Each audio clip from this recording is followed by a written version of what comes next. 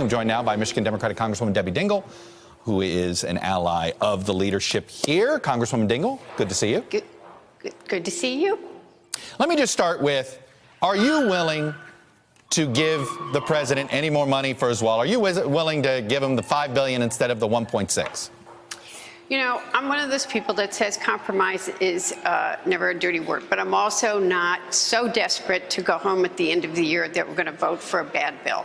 And I think what the president did yesterday, I don't think any leader, Republican or Democrat, should ever threaten to shut the government down, period, the way that he did, but let alone over the holidays.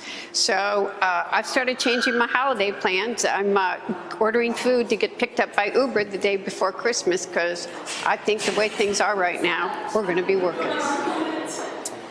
What is it? Did the president offer, because one of the things that I have not been able to figure out is in normal negotiations, if you want something more than what is already agreed to, you offer something else. Has the president offered anything else in exchange for getting Democratic votes to give him additional funding for this wall? You know, my understanding, I was not in the meeting, so I'm learning things just like you and millions of other Americans across the country, is that it was a pretty shut down conversation. You know, and the fact of the matter is, one of the things, Chuck, that gets me very angry, I don't know any Democrat that doesn't care about keeping this country safe. It's a #1 priority, and it's one of our most important responsibilities as a member of Congress. We disagree on how to do that, but there are lots of studies that show that this border wall is not going to keep us safer. I mean, to me, it's a symbol of division. Let's use biometrics. Let's hire more people at the border. Let's use drones. There are lots of other ways to use money to keep us safe. Well, there's only one person that is creating this illusion, but it gets amplified. How would you get the president to stop accusing Democrats of not caring about this? Well, I mean, look, I'm going to see him on Saturday. I'm going to say it to him. I just don't think it's productive.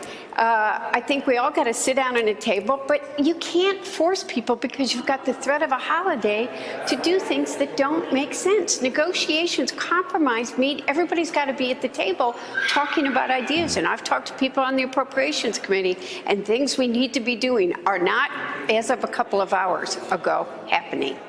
Did Nancy Pelosi lock up the speakership yesterday with that performance? Did the remaining holdouts start to feel better about her? I think that you are seeing, she showed why she will be a strong speaker. I think that there have been a lot of conversations. I've always said that she will get these votes one by one because there's nobody better at getting votes than Nancy Pelosi. I think we are moving towards putting all of this press speculation, will she or won't she, behind us, and getting on with doing what we need to do to keep this government going, to keeping this country safe and addressing a lot of problems that people care about. So, is she going to embrace term limits? And what does that mean? Is it term limits for leadership, term limits for committee chairs? Are you guys going to embrace the sort of this, what the House Republicans do when it comes to leadership terms? So let's divide this into two categories. First of all, nothing's going to be decided for the broader caucus until we meet as a caucus when the freshmen are part of us in January, and there will be a deadline for vote in the caucus of February 15th. So that will get done. I think there will be a strong discussion about leadership term limits, and there will be a separate discussion about term limits for chairmen, and there are very, very strong feelings on both sides of this issue. But I think that, we have set the parameters for a real conversation inside the caucus, which many people feel that we haven't had, and ultimately there's a timeline for a vote, and it'll happen. I think Speaker-elect Pelosi's discussion with the group that is going on, you're hearing what she is saying to them. She speaks for herself, not for other leaders. Right. I know that different leaders have different feelings, but I think we are moving towards getting this resolved inside a caucus with a very, very blunt discussion, a secret vote, and we'll go from there. All right. It sounds like it is pretty divisive. Last question. We now have Michael Cohen, the federal government, and now another entity saying that the president helped direct a couple of felonies, a couple of federal crimes, and, by the way, may have helped commit tax fraud. Is that enough to open an impeachment inquiry in your mind?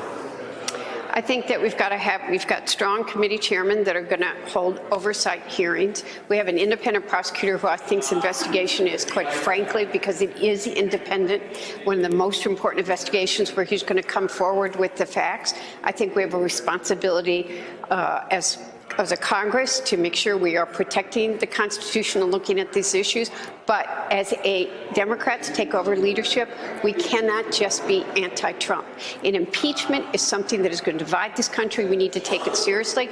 But we won in November because the American people want to see us deliver on health care, on infrastructure, ethical issues.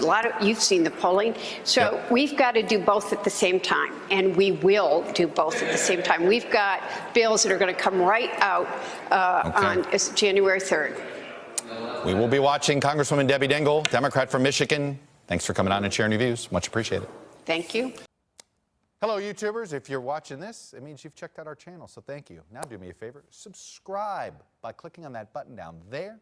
Click on any of the videos to watch the latest interviews and highlights from MTP Daily and MSNBC. You can get more Meet the Press content every morning in the First Read newsletter. If you're tired of content that you don't know anything about where it came from, you don't have to have that problem with us. NBC News, MSNBC, MTP, and the Meet the Press mindset right here for you on YouTube. Subscribe now.